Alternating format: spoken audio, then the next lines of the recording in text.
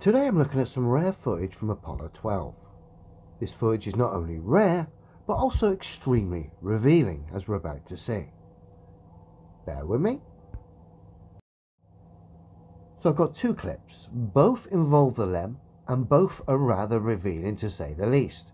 The first clip shows the LEM supposedly descending, filmed from the lunar orbiter. In this clip, as we're about to see in a minute, we get scale issues. The special effects department kind of made a bit of a boo-boo as regards the size of the spacecraft and of course the size of the moon. And of course as a result of that, kind of give the game away.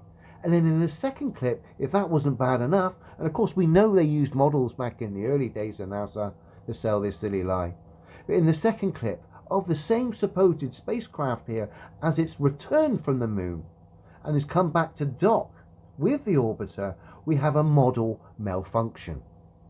Really a bad mission, this Apollo 12. I can't believe I didn't catch these two before. Now I've seen the model malfunction before. I don't know if it was the same mission,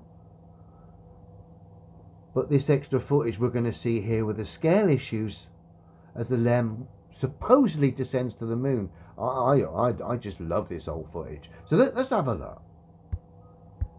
No sound, as with a lot of these old NASA tapes. You can see the size of the craft, the scale issue in relation to the size of the moon. Ridiculous.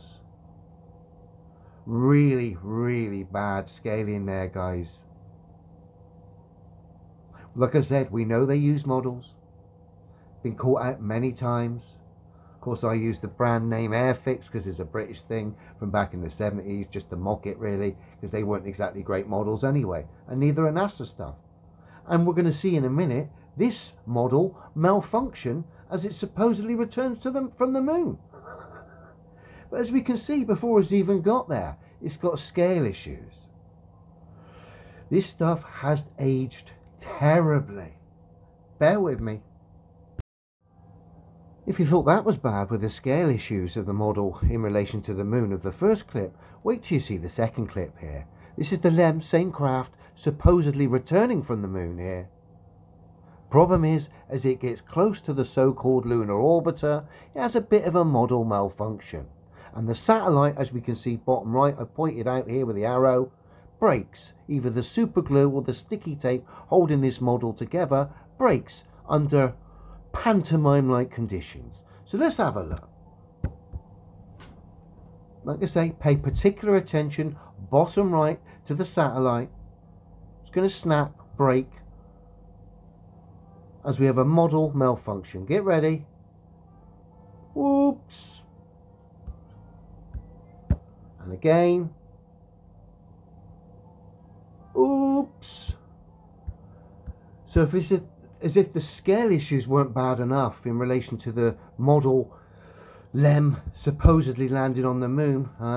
Like I said, the craft was gigantic in comparison to the moon. If that wasn't bad enough, and if the footage wasn't bad enough for itself, then we've only got to look at this craft when it's supposedly returned.